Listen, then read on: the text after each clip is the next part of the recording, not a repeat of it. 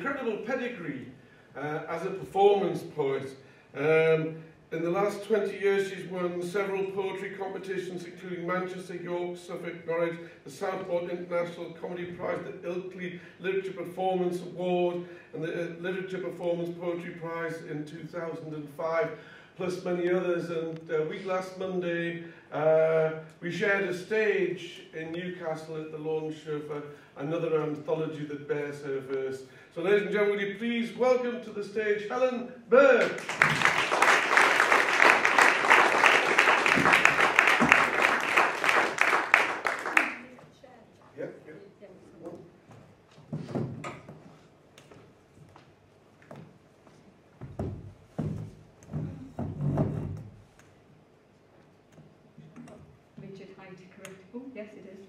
That's the first. Okay. I always ask for the chair now because I'm quite convinced I'm going to fall over because I've just had a knee replacement. So just it sort of reassures. I want to start tonight with a poem. One of those radio programmes that you hear sometimes, those very arty radio programmes. Somebody was pontificating on it, and that's the only word I could use, about what poetry is.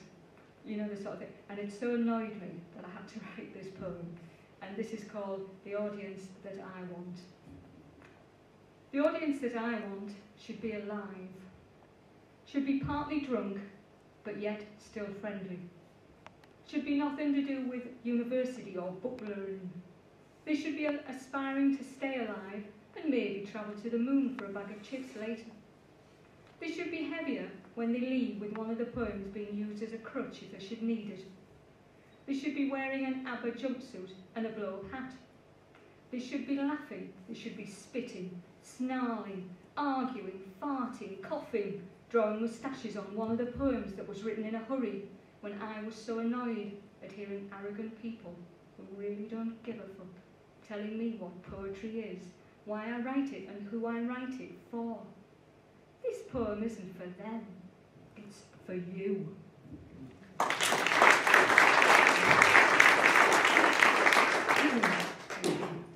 little bit irate at things on the radio sometimes. We're coming up to that dreaded season, the Christmas season, and I don't know if you guys get, like me, I get those round-robin letters from people, yeah? Those sort of typed letters saying everything that they've done throughout the year. And I find them quite strange, really. We get a particularly remarkable one from a lady who will remain nameless.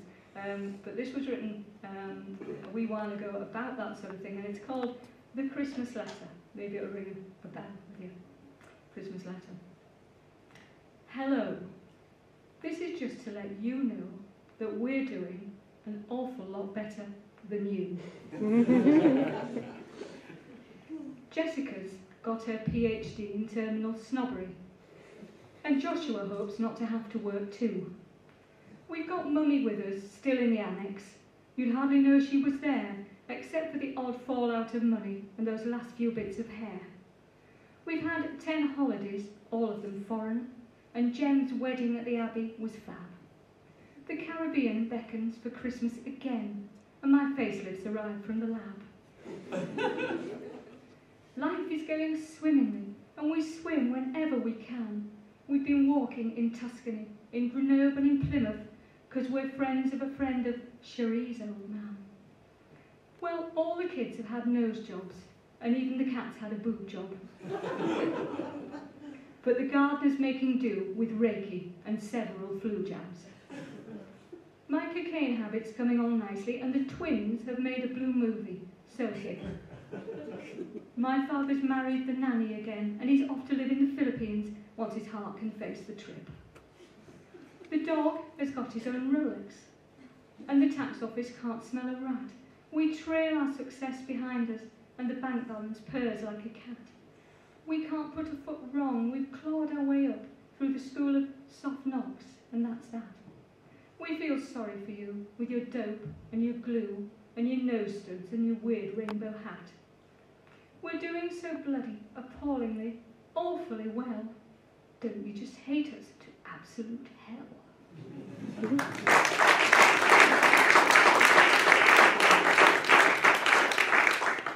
Thank you very much. This one Bev mentioned a gig at Newcastle, and that was a poem about my mum, and this is also a poem about my mum. There's one or two, but my dad has a lot of poems, but she just has one or two, because she was a woman of few words, as you will gather from this poem, and it's called Choice Cuts.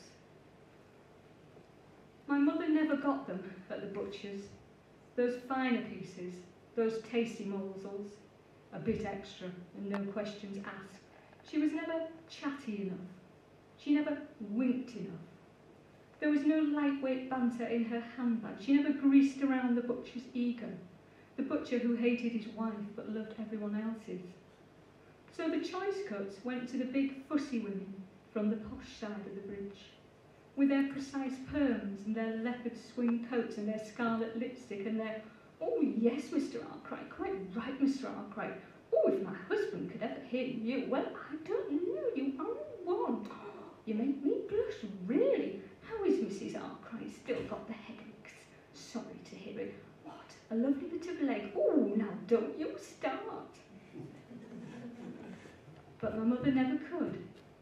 The words stuck in her throat, so we got what was left, something dubious from the steamy back room, perhaps sampled by the dog or flies, wrapped in the worst bit of news, the Who's Dead Now page. And I don't care. I'm glad the words wouldn't limbo dance under the counter. I'd rather eat offal and be honest than eat steak and talk bollocks.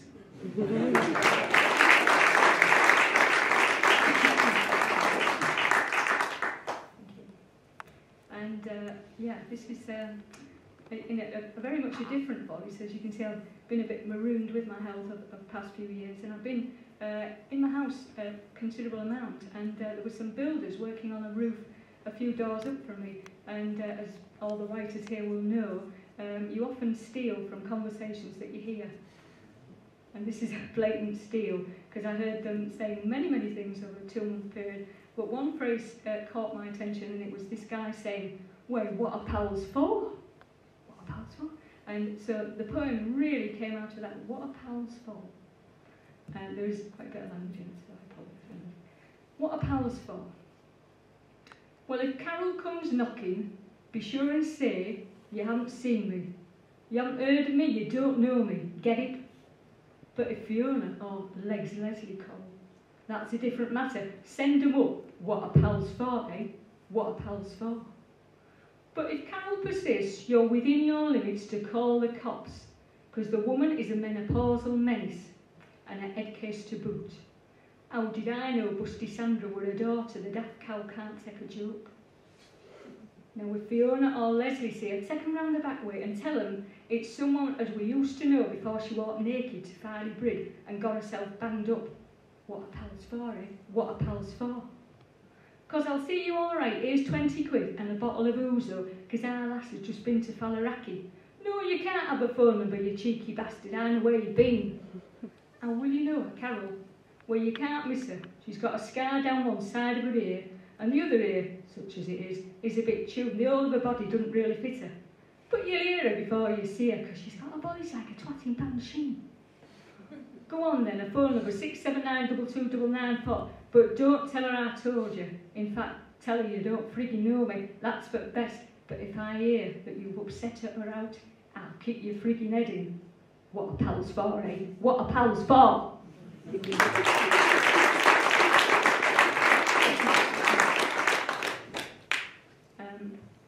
And the next poem is about the worst boss that I ever had. The absolute worst boss. The title of the poem tells you everything really. It's called The Fully Accredited Bastard. And I gather he's recently retired. Hooray, hooray! Classic. Fully Accredited Bastard. He's got an NVQ BMW in being a prat. He's the fully accredited bastard.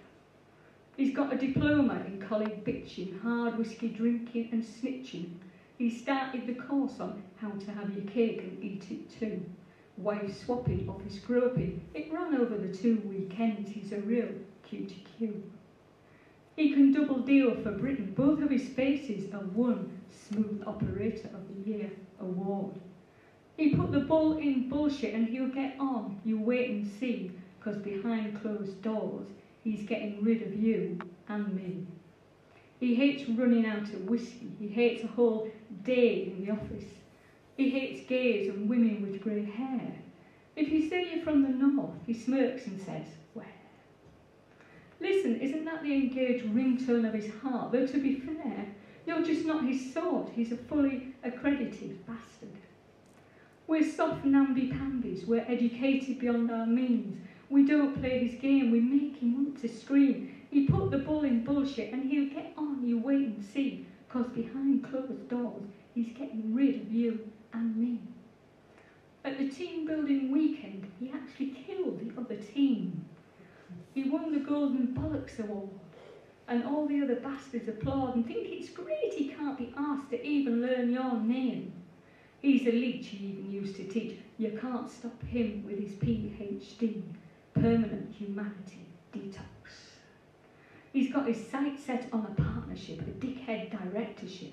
He wants a place in the action, the knackers, the gilt-edged cream crackers, a place in the bullshit hall of fame. So keep your eyes in the back of your head. Watch your back, count your fingers. Stay vigilant, stay alert. The accredited bastard, just you wait and see. Behind closed doors, it's bye-bye you and bye-bye me.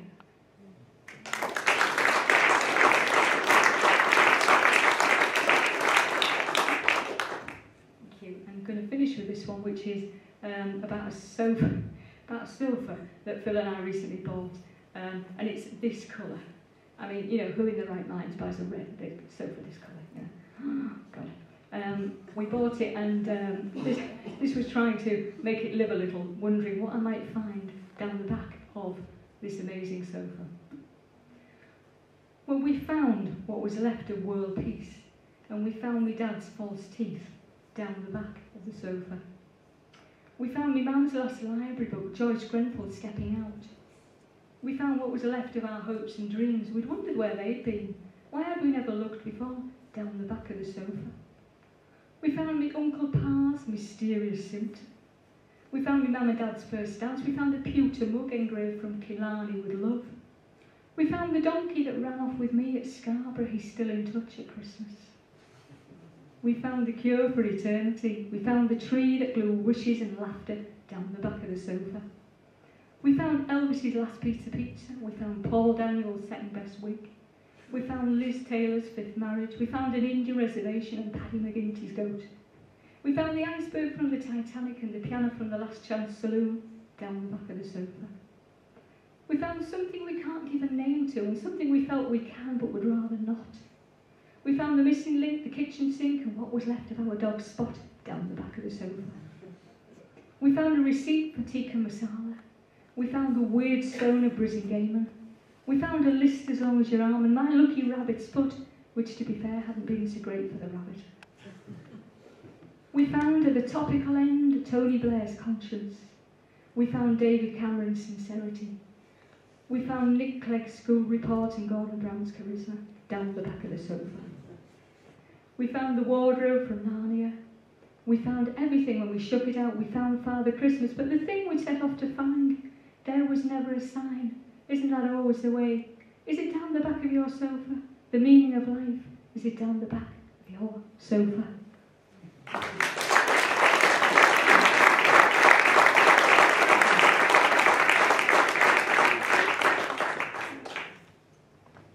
Helen Burke, ladies and gentlemen.